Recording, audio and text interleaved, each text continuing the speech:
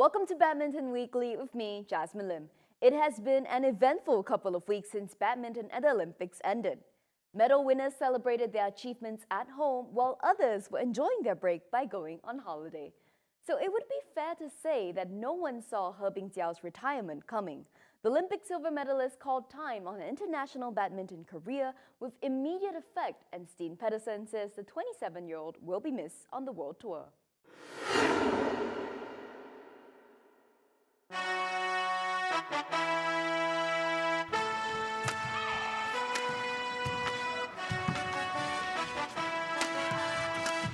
Oh, behave yourself. That's ridiculous.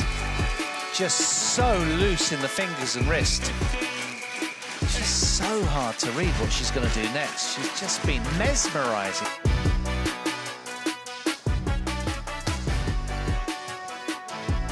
Pace.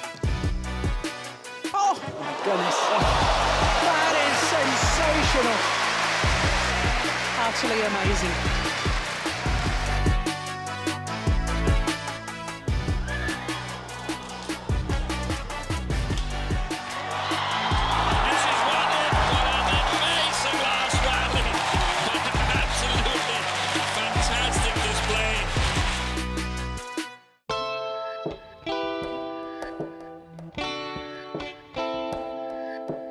I didn't really think of her retiring, but when I read the news, then I thought, well, yeah, somehow it makes sense. She's tried a lot throughout her career. She's finishing with a great Olympic silver medal and conducted herself really well throughout the tournament. She's been on the international circuit for almost 10 years since she finished runner-up in the World Junior Championships in 2014, and she's been a fantastic ambassador for Chinese women's singles badminton. So 10 years is a long time, and in that matter, I think it somehow made sense. I think she's also been struggling on and off with injuries, so I didn't expect it, but on the other hand, I wasn't too surprised either. Well, I can't say I know her that well as a person, but she's always come across to me as a player that was very well liked by her peers. She was always, I mean, when she was playing, she certainly had a game face on, but in the practice hall and outside, she looked to be a chatty person who was chatting to everyone and exploring possibilities. I know she was a keen photographer, so I saw her as an open person, and I think her peers will miss her in the tournaments coming up. Her playing style, I think, is going to be missed. I had her as one of the 5 super technicians alongside Tai Suying, Rachina Gintanon, Nozomi Okuhara, and Nakane Yamaguchi, and she was the only left-hander of those 5. Excellent technical skills, possibly the best ever technical women's singles player coming out of China, with a fantastic touch. So that's something I'm going to miss about her playing style. She also had a good attack. She was a little bit taller than most of them, and she had a good attack and a quite powerful smash. So that I'm going to miss, no doubt about it. The touch and the technical skills, that was amazing watching He Bingjiao play. Another thing I'm going to miss about He Bingjiao is also the unpredictability that she brought to the tournaments. You never really knew what kind of edition of He Bingjiao you got. Did you get the super fit version that was a threat to everybody, or did you get the more error-prone that really was going for some early winners and so on? She struggled with injuries and sometimes also to maintain the right kind of form, but that was also what made it so interesting to see how much was she able to bring to each tournament, and oftentimes she was able to bring her very best level, so I'm also going to miss that.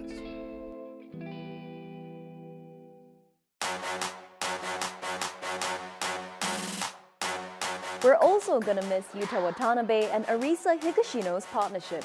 They will make a final appearance at the Daihatsu Japan Open before retiring their 13-year partnership.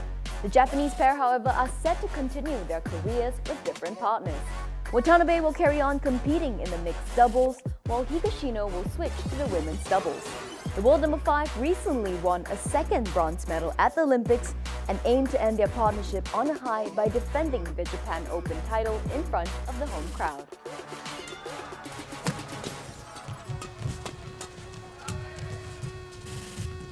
They've done it.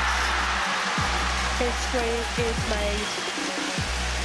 The first home pair to ever win the mixed doubles title at the Japan Open.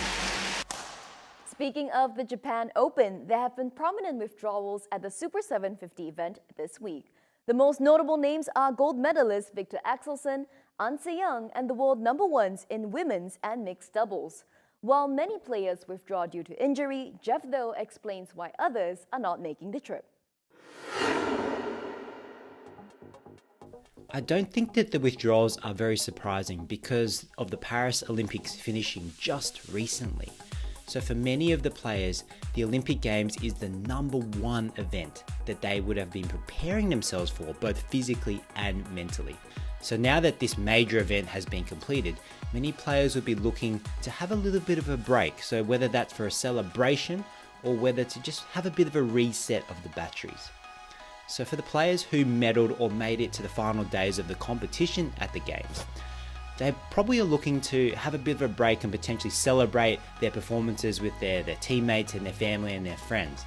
So these are players such as Zheng Siwei, Hwang Ya-kyung in the mixed doubles, Aaron Chia, So-woo Yik in the men's doubles, Lakshya Sen in the men's singles, and of course An Se-young in the women's singles as well.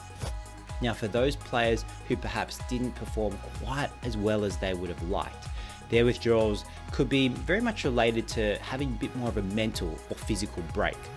The qualification and the lead up towards the Olympic Games is very, very hectic, and so having some time off could be really important for them mentally just to recharge their batteries. I think that the players that may fall into this category who are withdrawing from Japan are the likes of Shetty and Ranki Reddy from India, Fang Yangzhe and Huang Dongping from China, and Rahayu and Ramadanti, the women's doubles pair from Indonesia. And then of course we do have those who have retired, so that's He Bingjiao, and of course people who are injured still, Carolina Marin. But regardless, I think there are still plenty of world-class players who will be competing in the Japan Open and the Asian leg of the World Tour. So I definitely see it as a good opportunity for those lower ranked players to make it further into the draw. But it is going to depend on how the draw plays out though. The great thing about all disciplines in World Badminton today is the depth of the competition. It's so strong, so even if we have some of the top seeds pulling out of the competition, the next best are just as strong. So while there may be little pockets of the draw that they're a little bit weakened, it isn't by much at all. But at the same time, it can still be a really good opportunity for some of those lower ranked players, because at the Olympic Games, they may not have had those mental ups and downs and that turbulence, which some of the higher ranked players may have had. Some of those higher ranked players may have been playing with a lot more pressure to perform at the Olympic Games, and sometimes that has a bit of a burden. And so mentally, these players may be a little vulnerable because it's always difficult to go back to all of the playing of tournaments, the World Tour, just after the Olympic Games, which is only held every 4 years within just a couple of weeks. So it's still going to require those lower ranked players to perform very well, but if they do, then anything is possible. It's definitely a very hectic 2 months in the Asian leg. So after Japan, we've got the Super 500 Korea Open, followed by the Taipei Open, Hong Kong Open, China Open, and Macau Open. So I would expect that as there's such a long string of events like this, the tournament planning that would have happened a while ago now should have accounted for the need to rest and recover. And every player is a little bit different. Some players need a lot more rest between tournaments, while other players are able to play a string of tournaments and still play well at every tournament. But regardless, it's going to be so important for every player to take care of themselves, both physically and mentally. So this is where the coaching team and the physios and the health staff are so important to make sure they're training smartly, they're not overtraining, they're recovering well, including nutrition, getting necessary physio, massage, all those treatments for their bodies, and of course, keeping track of their mental state with their psychologist. And for those players who play in the semi-finals and the finals of these upcoming World Tour events, we may see a few more withdrawals as well, because it's very, very demanding physically and mentally for a player to play the following week with just a few days of rest. With the Olympics done, Paris will now shift its attention to the Paralympic Games starting August 28th. Pramod Bhagat, however, will not be in attendance after the Court of Arbitration of Sport upheld his 18-month suspension for breaching the BWF anti-doping regulations. The 2020 Paralympic gold medalist failed to report his whereabouts 3 times within 12 months and has had his appeal dismissed by the CAS. All eyes will now be on Daniel Bethel as the favorite to win the men's singles SL3. The British player was a runner-up at the 2020 Paralympics and twice at the World Championship, losing those 3 finals to Bhagat. Now, with the Indian star no longer in his path, Bethel could stand a better chance of clinching his first Paralympic gold. Plus, the 28-year-old had the perfect final preparation by winning the 4 Nations International in June. Another favorite to watch out for is Chia Lik Hau. The Malaysian picked up a record 8th individual SU5 World Championship title in February and recently won his 3rd consecutive gold at the 4 Nations International. Coached by the legendary Rashid Siddique, the 36-year-old is looking to win a 2nd consecutive Paralympic gold medal, but remains cautious of the challenges his age will present. Chia will also be competing in the doubles discipline alongside partner Fariz Anwar. After a disappointing Olympic badminton campaign, Indonesia now looks towards Liani Ratri Oktila to fly the nation's flag high at the Paralympic Games. The 33-year-old won gold in the SL4 mixed and women's doubles 4 years ago. However, in this edition, Liani is more focused on turning her 2020 singles silver medal to gold. In order to conserve her energy, the Indonesian decided to participate only in the mixed and singles discipline. Her other target is to visit the Eiffel Tower for the first time. Another player who's looking to change silver to gold is Chuman Kai. The SH6 world #1 is in red-hot form this season, winning 4 straight men's singles titles in Spain, Bahrain, and Glasgow. The Hong Kong shuttler also avenged his 2020 Paralympic gold medal loss to Krishna Nagar by beating his rival in an epic 3-game thriller in Glasgow. Now that will give him lots of confidence heading into Paris. Elsewhere, Serena Satomi is targeting another gold sweep in Paris. The WH1 top seed, who has won the singles and doubles in 2020 Paralympics, is the favorite to repeat the feat alongside her partner Yuma Yamazaki. That's thanks to her recent victories at the Spanish International 2 and 4 Nations International. Of course, the list would not be complete without home favorite Lucas Mazur. The 2020 men's singles gold medalist is looking to repeat his success in the SL4 category with the boisterous home crowd behind him. However, the Frenchman will be wary of running into Suhaslalina Kere Yathira.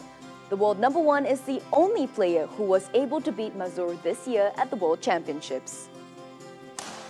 That's it for now, but before we go, we'd like to wish Yuta Watanabe a big congratulations on his marriage. The Japanese caught everyone by surprise when he casually announced his marriage to his longtime girlfriend on a Japanese television show. Also, a belated congratulations to Kim Astrup on his wedding. Among his guests was doubles partner Anders Rasmussen, who was on hand to capture the joyous occasion in Denmark. Here's wishing you both a long and happy marriage. With that, it's time to say goodbye and see you next week.